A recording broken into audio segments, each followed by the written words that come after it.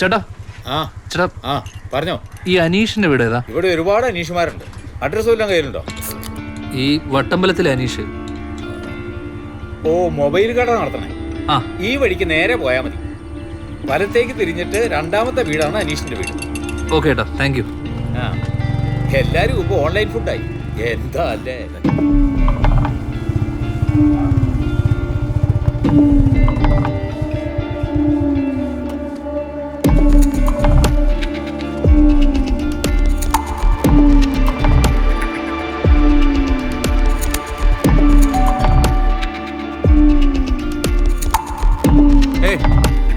എന്താ ഈ അനീഷ് ആ അതെ ഞാനാ.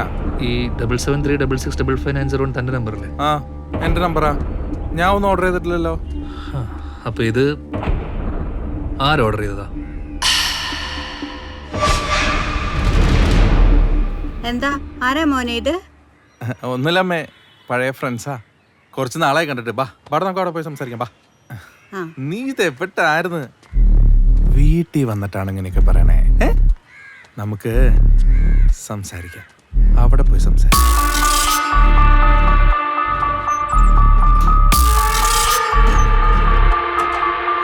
മലരെ, നീ ഏതാണോ എന്താണോ എനിക്കറിയില്ല, അവളായിട്ടുള്ള ബന്ധം എനിക്കറിയില്ല. ലേട്ടങ്ങേറ് പണിക്കാണ് ഇവിടെ വന്നെങ്കിൽ അനീഷെ പറ്റി ചോദിച്ചായി നീ എന്റെ വീടായി പോയില്ല അടിച്ച് ഞാൻ.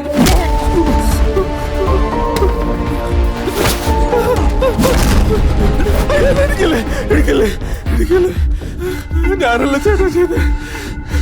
നിനക്ക് എവിടെ നിന്ന് കിട്ടിയടാ അപ്ലോഡ് ചെയ്ത ഫോട്ടോ? എനിക്ക് വാട്സപ്പ് ഗ്രൂപ്പ് ചെയ്തിട്ടാ. ഏത് ഗ്രൂപ്പ്? ഇട്ടത് ഞാനാ, പക്ഷെ വേറൊരു പേജിൽ കോപ്പി ചെയ്ത് ഞാനിട്ട് എന്റെ ബിസിനസിന് വേണ്ടി. എന്ത് ബിസിനസ് പറ?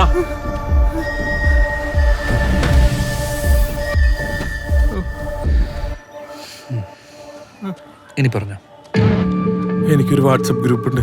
ആ ഗ്രൂപ്പിൽ നല്ല ക്ലയൻസും ഉണ്ട്. എൻ്റെ കയ്യിൽ കുറച്ച് നല്ല പെമ്പിള്ളേരും ഉണ്ട്. അപ്പോൾ ഈ ഗ്രൂപ്പ് ഒന്ന് ആക്റ്റീവ് ആയിരുന്നാലേ എൻ്റെ ബിസിനസ് നടക്കുകയുള്ളൂ. അതുകൊണ്ടാണ് ഞാനിങ്ങനെ പോസ്റ്റ് ഇട്ടു. നിനക്കത് ഏത് പേജിൽ നിന്ന് കിട്ടിയ? നടികൾ വെടികൾ.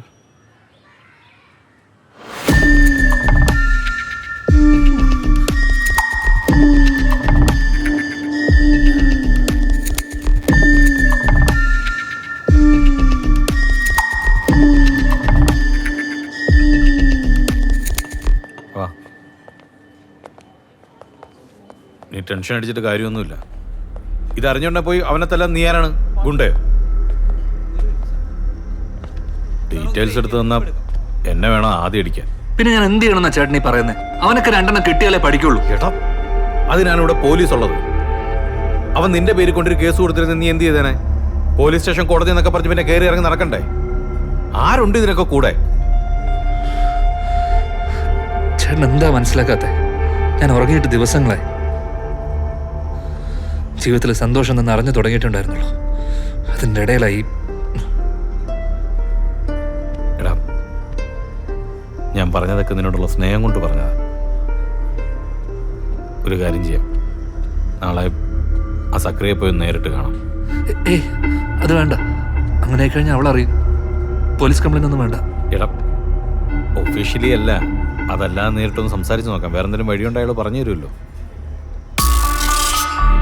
ചായകുടി.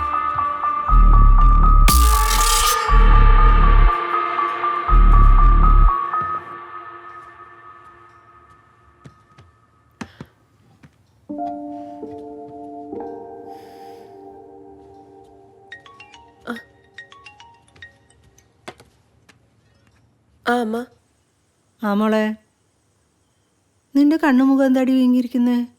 നീ എന്നാ കരയായിരുന്നോ? ഇല്ല അമ്മേ, എനിക്ക് ക്ഷീണമുണ്ട്.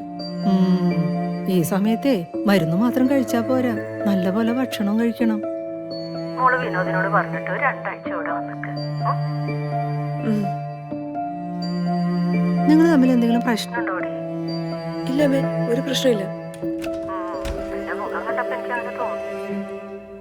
അമ്മ ദേ വിനോദേട്ടൻ വന്നു. ഞാൻ ഭക്ഷണം എടുത്തു കൊടുക്കട്ടെ, പിന്നെ വിളിക്കാം.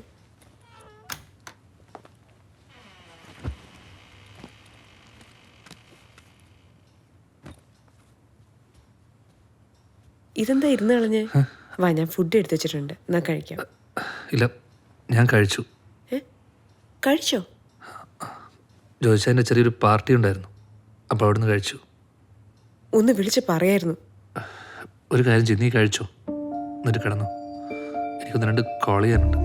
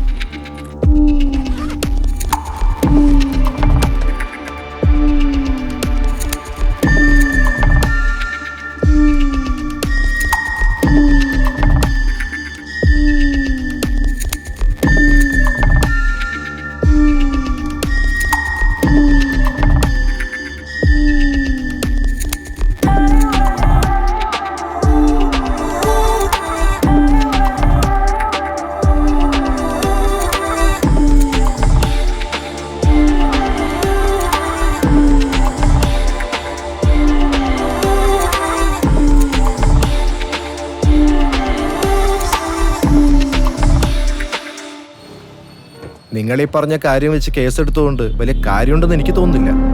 ഇനി അഥവാ കേസെടുത്താൽ തന്നെ ഇത് എവിടെ വരെ പോവാൻ?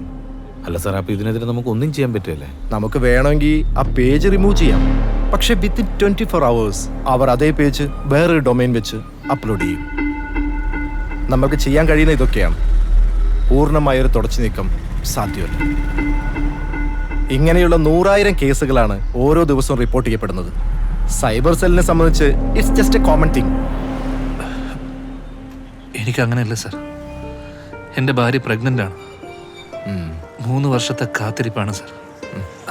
അവളിതുവരെ ഒന്നും അറിഞ്ഞിട്ടുമില്ല. ഗുഡ്. നിങ്ങളൊക്കെ അല്ലേ അവരെ സപ്പോർട്ട് ചെയ്യേണ്ടത്. അന്ന് നിങ്ങളുടെ ഫ്ലാറ്റിൽ നടന്ന സൂയിസൈഡ് ഇല്ലേ, അതും ഇതുപോലൊരു കേസായിരുന്നു. പക്ഷെ ആ കുട്ടിയെ അന്ന് ആരും സപ്പോർട്ട് ചെയ്തില്ല.